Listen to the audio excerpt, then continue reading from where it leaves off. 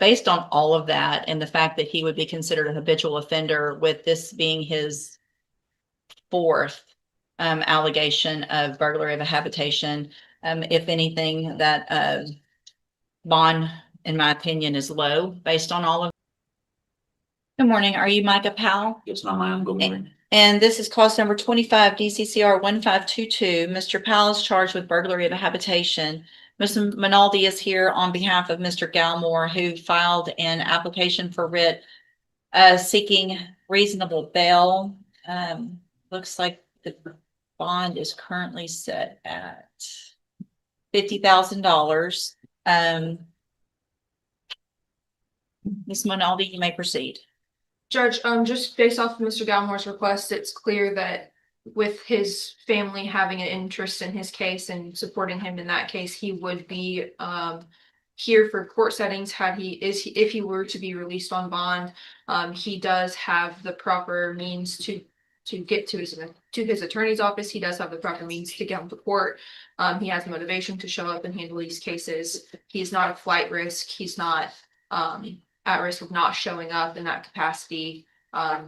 We're just requesting that he have a bond set that he can afford. I believe Mr. Galmore has requested it be decreased to $5,000 so that he can afford it. It's clear that he cannot afford the current amount of $50,000. Let's put some evidence on with regard to that. Raise your right hand, please, sir, the best you can. Do you swear or affirm the testimony you're going to give in this hearing will be the truth, the whole truth, and nothing but the truth? Yes, ma'am, I do. Thank you. Go ahead. Do you have access to any type of savings accounts in your name? Yes, I have two different bank accounts. Okay, where are those bank accounts? Ready Financial and a credit union out of Galveston. Can't remember the exact name of it. And about how much do you have in those accounts? About maybe 901, and the other one was probably maybe I had one of them was for withdrawals. Probably about 1,400 total. Okay, and are you employed currently? Due to my incarceration, I am no longer employed, but I do have somebody willing to take a chance on me and give me a very good job opportunity for release. Okay, and is that job located in Jefferson County? It would be over in Pasadena. But I drive. I can drive back. You would be able to come into your court settings. I am looking to get this settled because I cannot go on my life with this over my head. And then do you have any type of cash or any money outside of those savings accounts that you mentioned? I do hand over fist fishing guide services for anybody who requested to give me supplemental income. But do you have any actual physical cash that is supplement to those savings accounts that you mentioned? No, I'm not currently. Okay. Do you have any assets, stocks, bonds, or anything like that that you could access to help make the current bond? And then do you own any real property? Any questions? Just not argument. All right, go ahead, Ms. Malfino. Judge, I would respectfully object to the bond being reduced, especially to an amount of $5,000 for a habitual offender who has prior burglaries for which he has served pen time. This will be a pen time offer in this case. I believe the offer extended by Mr. Smith actually went below the minimum 25 of his habitual status, but we don't think that any bond lower than 50,000 is justified, judge, based on his criminal history, and would ask the court to take all of that into consideration. So I am going to take judicial note of the court's file. You need a drink? You good?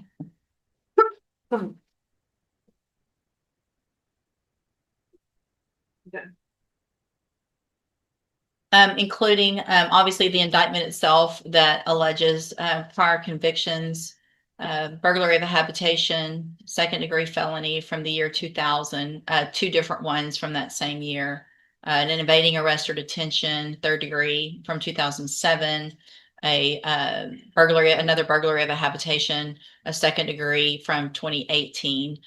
Looks like all of those, well, we've got Galveston County, Tyler County, and Harris County alleged, and Jefferson County. So I also have reviewed the probable cause affidavit in this case, and the allegations in this case, looks like, at least according to this, that the allegations are that Mr. Powell was actually a trespass warrant from the owner of the house's job, that there was some type of harassment in the past or some relationship that caused some issues where he was actually trespass warrant from a job location, and that there is apparently video footage of this offense as well.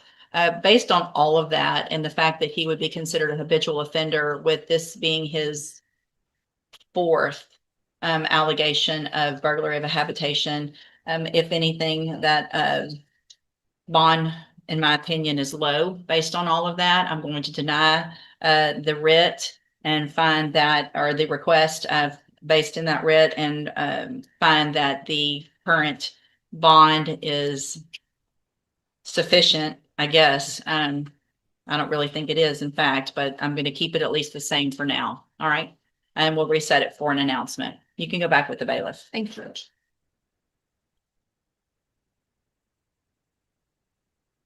Good morning. Are you Justice Joanna Lewis? And this is cause number 24, DCCR 0766. Ms. Lewis was granted probation for aggravated assault with a deadly weapon back in September of 2024.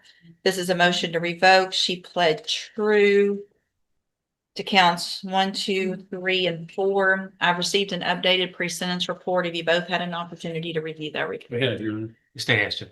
And this was unagreed, correct? Correct. Yes, Your Honor. All right, Mr. Parker, you may proceed. Your Honor, just first I'd like to point out that she has no new cases. Part of her issue, I mean, she's not reported.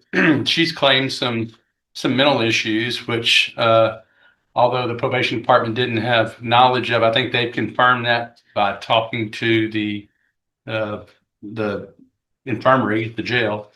And I believe she did have issues. She was in a wreck, and she's, I mean, I can tell you, she's acknowledged to me that she's told me the right things, which was promising, that she didn't go to probation because she was in a wreck and she was uncomfortable and it's hard to. She also acknowledges, I should have gone. I should have had better contact with my probation officer and done what I'm supposed to do. She's very convincing to me that if she's given the opportunity, she's taking the medications that she needs to take, and that she will be able to complete her probation.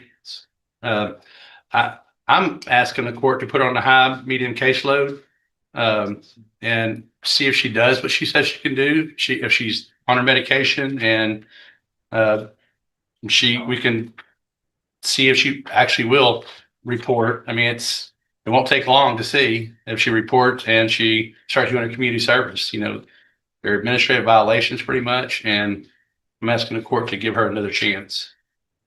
And do you want to address the court? Hold on. And she'd like to address the court, Judge. Go ahead. I would like for another chance, and I promise that I'll make sure that I do all my things that I'm supposed to do for my probation. Explain to her what you told me about why you didn't do what you're supposed to do the first time. I got in a car accident, but like I said, I'm not using it as an excuse. But I was out on transportation and stuff like that, and I couldn't really make it to where I was supposed to make it. And I've been taking my medicine. I've been doing everything that I'm supposed to, and I promise that I'll continue doing everything that I'm supposed to do to complete my probation. And you told me what should you have done when you weren't going? You should have done what? I should have reported. And you should have communicated with them. I should have communicated, especially with my probation officer. Mr. Coleman? I don't have much to offer, Judge. Same things and making representations that they're easy to do and easy to say. But it's the deeds, the actions of the defendant that matter. And Judge, she's essentially done nothing on probation. If it's a mental health issue, she's got to take the first step, Judge. She has failed to enroll in Spindletop to get those mental health, if any, whatever mental health issues, if any, addressed. You can't do this probation for her, Judge. And the definition of insanity is doing the same thing over and over and expecting a different result. Putting her back on probation, given the fact that she's just utterly failed, would be, in my opinion, doing insanity doing the same thing, expecting a different result. She's just not going to, her past behavior has indicated she's just not going to be successful at probation. Your Honor, I don't think that's fair representation because obviously the probation department didn't know she had a mental health issue. They acknowledged that. And when they do know that, they take steps to help these people that have problems. And she did take steps to get on medication, and she has improved by being on medication. I think with the assistance and the knowledge that the probation department has, that she has a mental health issue, and she actually is taking medication for these problems, it may help her. She may have a better chance. So I'm looking back at the original pre-sentence report from 2024. Mhm. And so it was noted in that pre-sentence report in 2024 that she had an appointment with Spindletop for a specific day that she failed to show for during the pre-sentence report, that time period. So it's not a surprise to anyone that there was some issues back then that weren't followed through with to go to Spindletop. That was ordered at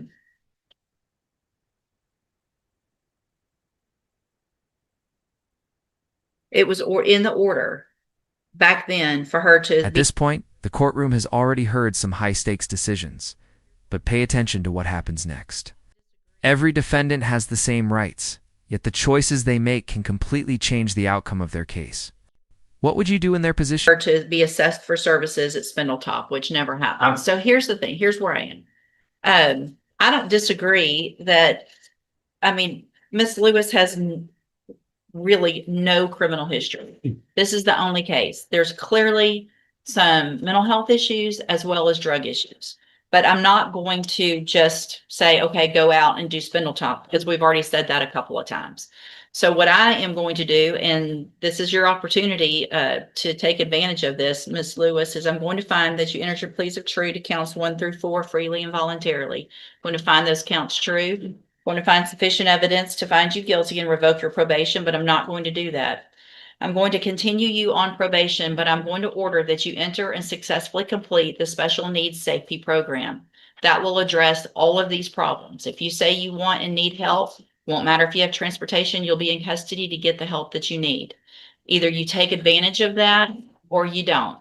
So you're going to get all the tools for both mental health issues, drug use issues, self-medicating, all of that. And when you get out of SafeP, you'll be on the high medium caseload in order to do whatever it is to follow up with Spindletop, follow up with drug treatment.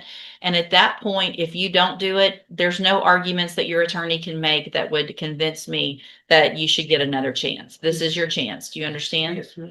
So this was not an agreement. You do have some rights to appeal. I'm handing you that written certification. I hope you take advantage of this and get everything you need because you'll be given that opportunity. Okay. Yes, ma'am. All right. Good luck to you. Today's hearing was a reminder that criminal cases aren't just about charges, they're about decisions.